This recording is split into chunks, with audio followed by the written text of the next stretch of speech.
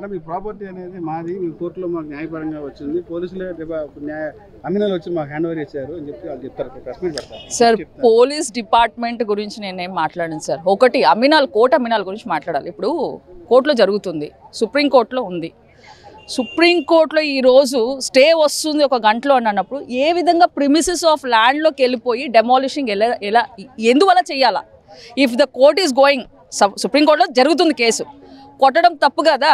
Demolition of building with whose permission? ఇప్పుడు కింద court direction ఇచ్చింది, సరే డైరెక్షన్ ఇచ్చేందుకు హైకోర్టుకు వచ్చారు, హైకోర్టులో ఇదైంది. సుప్రీంకోర్టుకి వెళ్ళినప్పుడు డెమాలిషనింగ్ ఏ విధంగా చేశారు? ఇప్పుడు ఈ 42 ఫ్లాట్లకి ఈ గవర్నమెంట్ ఏం సమాధానం చెప్తుంది? పోలీస్ డిపార్ట్మెంట్ పక్కన పెట్టండి కాసేపు. Police department what ever the government says it goes that direction. ఈరోజు వీళ్ళ పరిస్థితి ఏంటి? దీనికి ఎవరు సమాధానం చెప్తారు? గతంలో కూడా సార్ నేను ఉన్నాను, రిట్ పిటిషన్ ఫైల్ చేసినప్పుడు ఆ రోజు కూడా సుప్రీంకోర్టులోకి ఇంకొక 5 days లంచ్ మోషన్ మూవ్ చేసాం. ఆ రోజు కూడా సేమ్ థింగ్. ఆ రోజు డెమాలిషన్ జరగలేదు. ఆ రోజు కూడా మార్నింగ్ నుంచి 3 గవర్నమెంట్లు మద్దతు కలిపింది.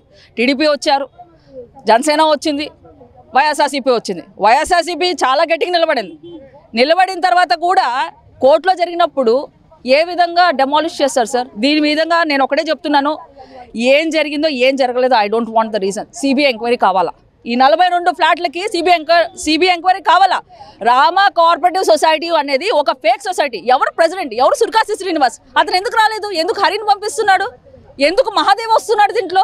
సుర్కాసి శ్రీనివాస్ వీళ్ళు కూడా అడుగుతున్నారు కదా, పేపర్స్ తీసుకురండి, మీ దగ్గర ఉన్న పేపర్లు తీసుకురండి, ఎవరు రిజిస్ట్రేషన్ జరిగిందో తెలుస్తుంది అంటున్నారు కదా సార్.